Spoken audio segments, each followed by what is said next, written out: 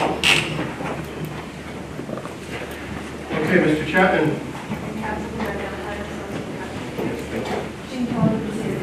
Benjamin Chippewa from Mr. Chapman, Mr. President. Mr. Chapman, we're here because the county attorney presented a case to the grand jury recently in July, and the grand jury indicted you with 2 counts of non-consensual dissemination of private sexual images. Counsel, have you had a chance, do you have copies of the indictments, and have you had a chance to review them with Mr. Chapman? I have done. I'll enter a plea of not guilty on this behalf. Thank you. Is there an agreement or disagreement on bail? Disagree. Okay, I'll hear from the state on bail. May I approach the bill?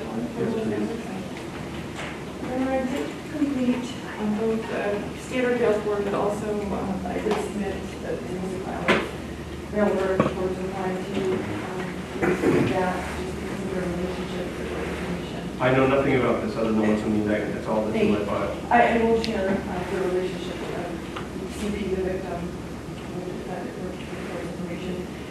They have been in a romantic relationship for over 5 years. They do have 3 young boys in common, ages 5 months, 2, and 3 years, respectively. This conduct concerns the defendant sending another person, Dana Tuttle, a friend of CP's. Is Dana a male or a woman? I mean, someone they both knew. The video of CP doing the ratio and also a photograph of CP's vagina. Defendant confessed to the conduct. Officer Sawyer, I did provide a copy of discovery yesterday to Attorney Chapman information. The defendant, when he confessed to Officer Sawyer in the police department, he did say he did it because he was being hot-headed and vindictive, because he believed that CP cheated on him with Mr. Tuttle. For the court's information, the defendant also has a King Circuit Court case pending. It's for violation of the protective order. For the court's information, CP sought and obtained a protective order on June 22nd by Judge McIntyre, granted that temporary protective order. It was in part based on the defendant's conduct in this case. It was also, I did read a copy of the sworn petition. Attorney Chapman represents on that case, so I imagine he's familiar with it, but it was also part of the discovery that I provided to him. The protective order outlines conduct in the defendant's part. That includes an incident that happened on June 18th. It was the week that she obtained the protective order, where she went to see the kids. The defendant was violent towards her. He tried to touch her, grab her, hit her against the car. This all occurred in front of the kids, and he tried to touch her between the legs. She told him to stop repeatedly. The kids also told him to stop at one point. And she did say in her oath, according to Judge McIntyre wrote on the order that CP told her that he had threatened her in the past, that if she tried to leave him, he would kill her and take them both out, because if he can't have her, then no one can. And that was granted, and he quickly violated that on June 28th as the allegation. And the Missouri Court case trial pending assigned today's mid-August, and it's the 15th this month. And the defendant violated it by sending CP a text message. That text message read, "I break the first statement in the text was, I'm breaking this order, IDC, which means I don't care." And then he went on to talk about him wanting her to take the kids. And he does have a significant criminal record. I'll outline that to the court. It's back to January 2009. He was convicted in Claremont of possessing a controlled drug. His record also a lot of violent conduct that I'll talk about. Some of it concerns CP. In October 2009, he was convicted of a class A misdemeanor criminal threatening in Claremont District Court. In June of 2010, he was convicted of violating the protective order. That was a class A misdemeanor Newport District Court. He has convictions that consist of simple assault violation level offense in May of 2011 out of the Claremont District Court. In January of 2014, he was convicted of transportation of drugs in a motor vehicle and operating after suspension in Claremont. And now we get to the conduct that concerns CP. In March of 2016, he was convicted of domestic violence, simple assault, In Claremont District Court, the sentence was 180 days deferred, or I'm sorry, suspended for 3 years. He was also sentenced for probation. It's my understanding that time is still hanging over his head. The prosecutor there is being aware of at least the district court contact by the prosecutor for the King Police Department, and they may be moving to impose that time. And I did attend a police report from Claremont, and the allegations that he pled to were that he grabbed her head. He didn't actually confess the officer that he struck her in the head. That was what she went to. While he was on bail, excuse me for that charge, he was arrested for violating the bail order in that case. By having contact with her, he also was convicted for contempt for that conduct, but he was also convicted of criminal mischief because he smashed out the windows in her car. And he was on probation for both of those sentences, and Rudy Rosana reported to Ms. Moran that he was, and his record shows he was convicted of violating probation on 2 occasions. One in January 2017, and a second time in August of 2017. The first DOP was for not reporting or failing to complete an anger management program or domestic violence program, for moving without his PO's permission, specifically to the state of South Carolina, and also the second DOP was for also not reporting, also moving without permission, and also for failing to complete an anger management and domestic violence program. It's not clear what he deserved for those sentences, but he was certainly convicted of that conduct.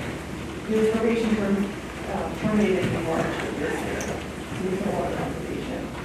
Given the defendant's history, given his conduct here at both courts, as a state's position that he poses a danger to CP, he's shown he's impulsive, violent, and manipulative.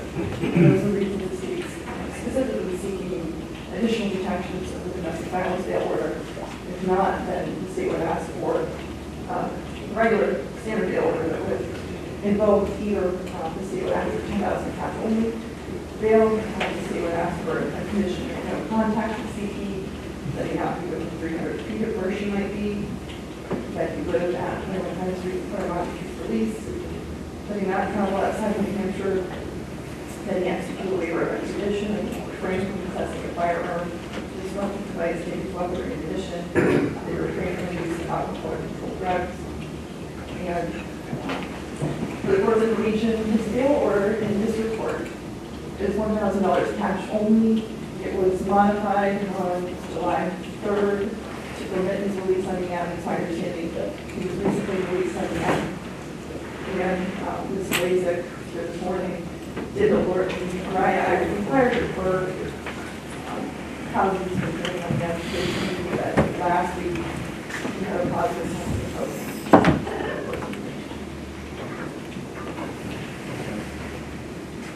Is this one of the statutory offenses that triggers the criminal protective order? I don't believe it is, Your Honor, and it was the last And I minute don't thought think my there's a part catch-all this morning. provision in the statute for this. And I'm not sure, it was the last minute thought this morning, so I did complete it.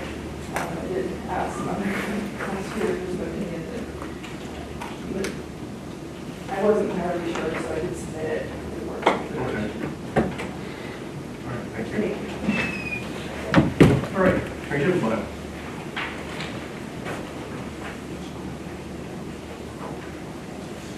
As a preliminary matter, what's your position on whether or not this is an offense that triggers the domestic violence stalking criminal protective order? I don't think it's necessary in this case. I don't think it qualifies.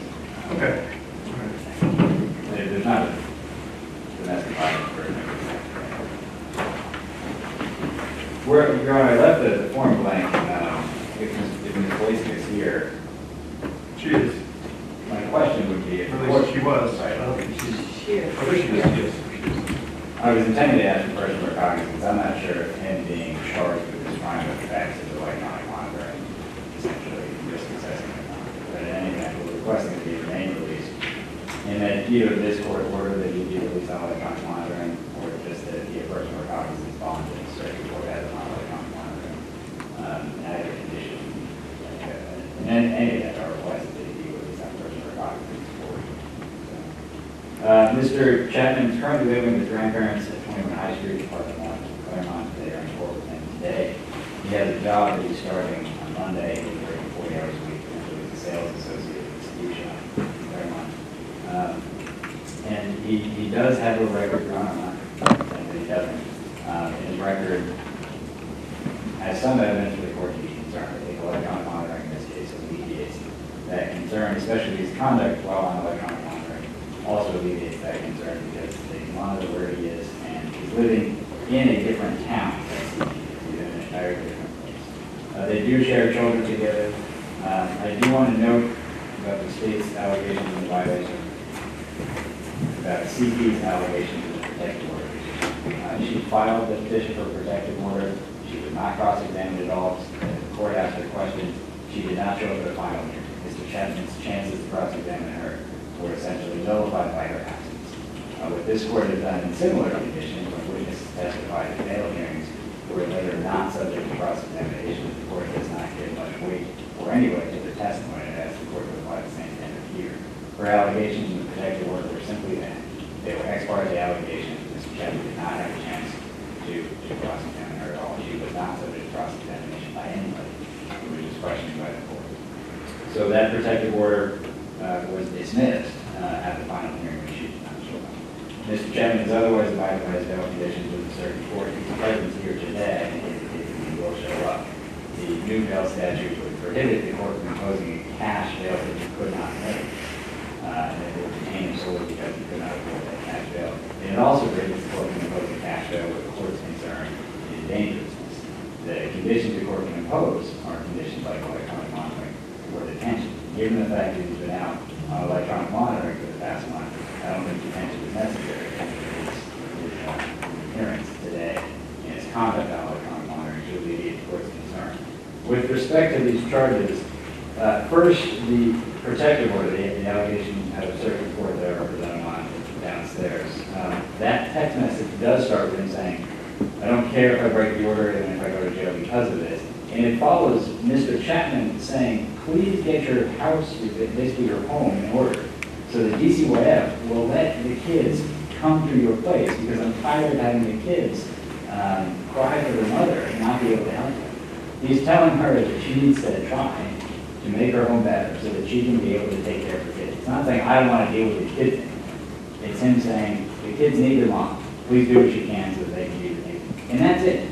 He did not send her any further text messages. He was not threatening that text. It was one text message, essentially him saying, step up, please, so that you can be a mom to our parents and to our kids. And that is it. There's nothing else further that's alleged. There's no other conduct that has been alleged since that night. The conduct in this case, it's not just Mr. Chapman's opinion that Dana was having an affair with CP. Dana admits to doing it in the text message chain in which Mr. Chapman allegedly sent these text messages. What we have is essentially Mr. Chapman conferring with Dana, saying, how can you talk about being with CP? We're together. Dana replying with, just know I smashed the shit out of that pussy at 4:30 this morning. And then Mr. Chapman saying, well, she cheated on me 3 times. And then sending some images. The video that sent, I believe, was taken. I had pictures that I have from Discovery were blacked out. I haven't had a chance to go to the county attorney's office and look at them. But the video was essentially fellatio given while on the road. There is a defense in the statute contained. It is not a crime. It is a complete defense. If it is a voluntary image that was essentially given in public, but on the road, I don't think that's in a private environment. The other image is at the Chapman Pond.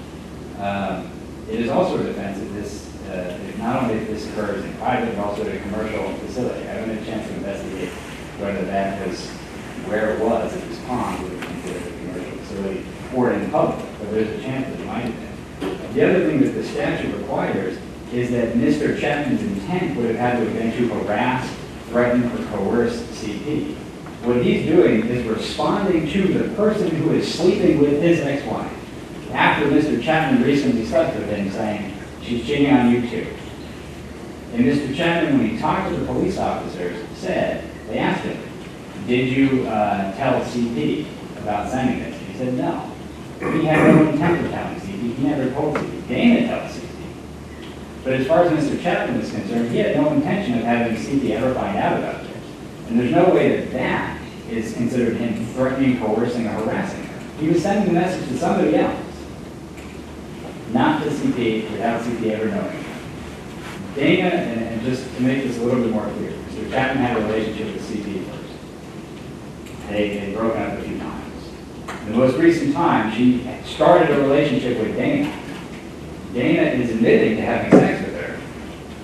And then CP also, after that, slept with Mr. Chapman. And essentially, these text messages of Mr. Chapman showing to Dana she is also cheating on you. So the defense in this case is not going to be about whether Mr. Chapman sent the videos. He did, he confessed to doing it. It's about whether his intent in doing so meets the crime, and I don't think it does. And the last point I will make about that is the videos and the images have to be taken in circumstances in which the person depicted would think that they were private. Again, one of them occurs in a vehicle on the highway. The second one occurs at a pond. But they are pictures that CP is letting Mr. Chapman take of her while she is currently in a relationship with somebody else. I don't think from the context the court should assume that based on that she felt that those images were to remain private. And again, Mr. Chapman did not send them to her, never said anything to anybody else other than the person she's also sleeping with, that the videos or that anything occurred. So Mr. Chapman, I think, does have a significant statutory defense to these charges. He is here today, pleading not guilty to them.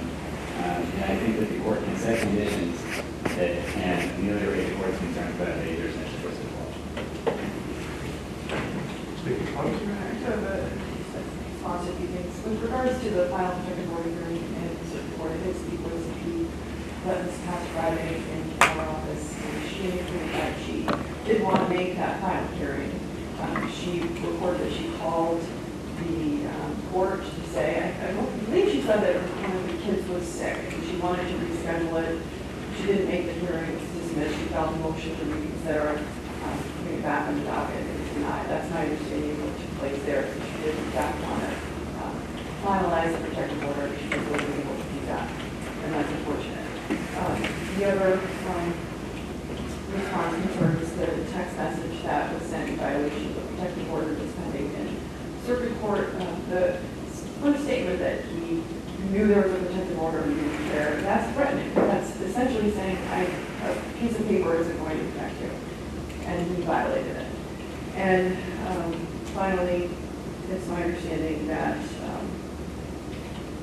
CP, and this really doesn't matter for today's purposes, but CP said that their relationship had ended.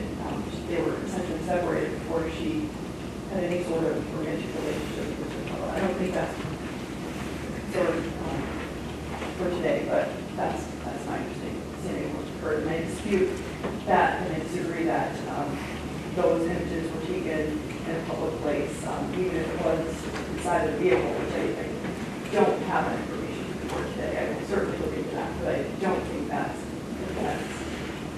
And I would ask the court adopt the state's appeal. Okay, thank you. What's the position of the state and the defense on whether or not the new bail statute applies for an offense committed prior to the enactment of the bail statute? I think it would apply, Your Honor. I don't think necessarily the court has to assume that it applies today, but come August 31st, whoever gets that is held on cash, I'll be filing a motion to I don't necessarily disagree with the people arguing with that. The effective date was August 1st, it's August 31st. Oh. I think it's, I'd be happy if it started today, but I believe it's Okay. All right, based on everything I've heard, I don't think the domestic violence criminal protective order would apply to this type of offense. Whether or not it should, it's up to the legislature to figure out if they're in holes. It's just not one of the triggering offenses that will have to work.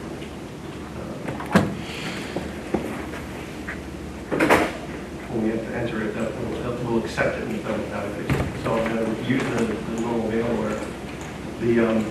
I understand that he's on EM right now, but I'll be honest with you, all the other things I've heard in this case raise a lot of storm warning indicators to me.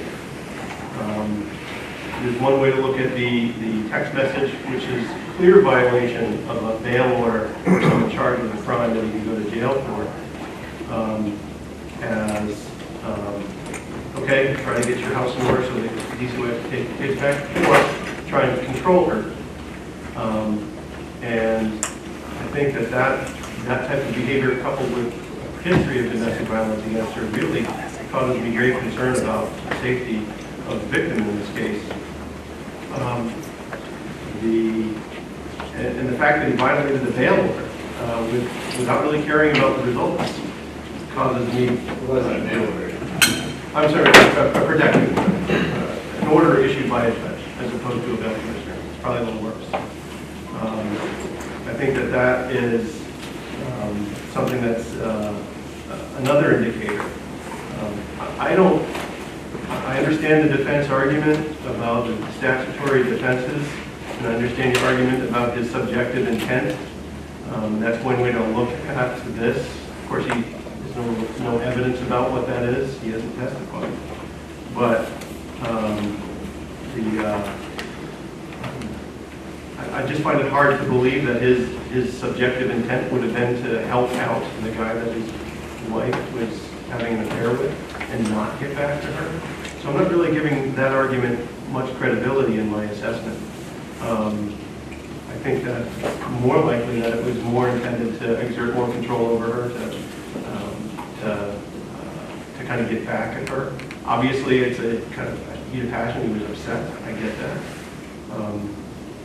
But this case just has too many storm warning indicators for me about something escalating.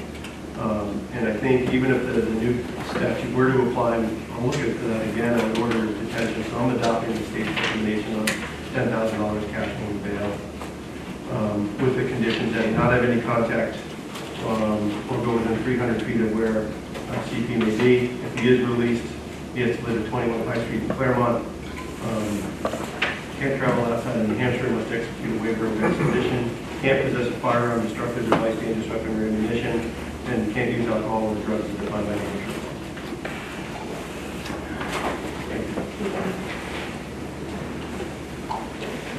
Council, please approach the matter of state. This is Madeline Lund, Mayor.